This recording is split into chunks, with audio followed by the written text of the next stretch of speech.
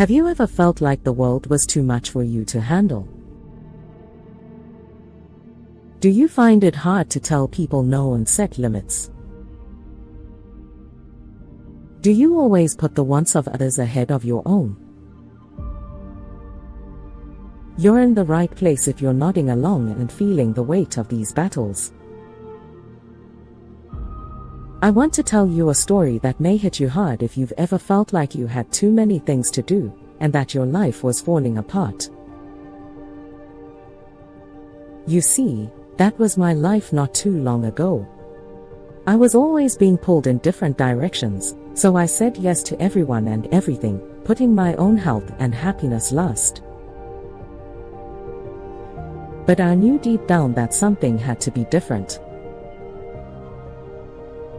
I realized that by always saying yes, I was draining my own energy, ignoring my own needs, and losing sight of my own goals and dreams.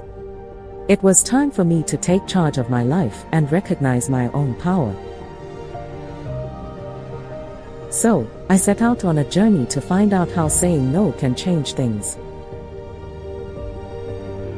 I learned a lot about how to be assertive, set good limits, and take back my time and energy.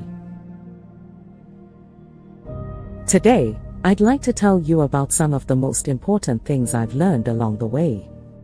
Putting value on your time and health. The first thing I did was figure out how much my time and health were worth. Saying no doesn't make you selfish, it's a way to take care of yourself and protect yourself. By putting a high value on your time, you can focus on what's most important and bring your best self to the table. It's about giving yourself permission to say no and setting limits that protect your mental and emotional space. To put this into action, start by thinking about what's important to you and what you value. Dig deep into what really matters to you in life and make your choices based on what you find. Learn to judge requests and duties based on how well they help you reach your goals and take care of yourself. Practice saying no in a polite and confident way, pointing out that your choice is not a rejection of the person, but a way to put your own needs first. The second thing I learned was how important it is to communicate well and set standards. Saying no isn't just about turning down requests. It's also about being clear and kind about your wants and limits. By being clear about your limits, you give other people the power to understand and accept them. To use this approach, you should talk to people in an open and honest way. Say what you can and can't do, and be clear about what you can and can't do. When you can, offer other options or ways to reach an agreement. Remember that making sure everyone knows what to expect from the start can help avoid mistakes and make relationships healthier and more respectful. The third and maybe hardest thing I did was get over my fear of making other people unhappy. We often don't say no because we're afraid of being turned down or because we want to be liked. But it's important to remember that saying no is a way to respect and strengthen yourself. To get rid of this fear, you need to change the way you think about it. Realize that saying no doesn't make you a bad person, it's a vital part of growing up and being healthy. Develop self-compassion and self-confidence, and remind yourself that your needs and limits are real. Surround yourself with people who will help you and accept your journey to becoming more independent. Let me tell you about the amazing things that happened to me when I learned to say no. By valuing my time and health, I got back in charge of my life.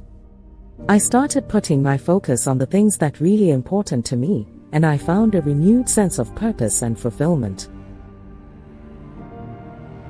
Saying no helped me build better relationships, set limits, and develop a more positive attitude.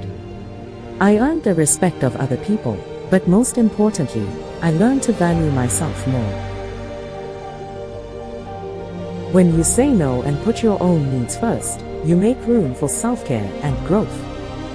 You give yourself the chance to rest, re-energize, and do things that make you happy and feel good. You're no longer spread too thin trying to meet everyone's needs. Instead, you become more focused, present, and involved in the things that mean most to you in life. Saying no also gives you the power to make better connections with other people. By setting limits and making sure your wants are clear, you build a relationship based on mutual respect and understanding. You show others how to treat you and open the way for relationships that are more balanced and satisfying. As you get better at saying no, you'll notice a change in how people see you and treat you. They'll start to respect your time and limits, which will lead to stronger, more real relationships. Also, saying no helps you have a good attitude. It lets you let go of the guilt and self-doubt that often come with trying to make other people happy. You'll start to believe in your own worth and skills when you realize that your needs are just as important as anyone else's. This greater confidence will spread to all parts of your life, from your personal relationships to your work, letting you reach your full potential. Now that you know how powerful it is to say no, it's time for you to do something. Start by looking at the responsibilities and obligations you already have. Are there parts of your life where you feel too busy or spread too thin? Find those and start using the tactics we talked about. Value your time, say what your limits are, and get over the fear of upsetting other people. Remember that it's a process and that things won't change all at once. But with each small step, you'll get closer to a life full of self-empowerment, personal growth, and truthfulness. Trust yourself and believe in the power of no to change things.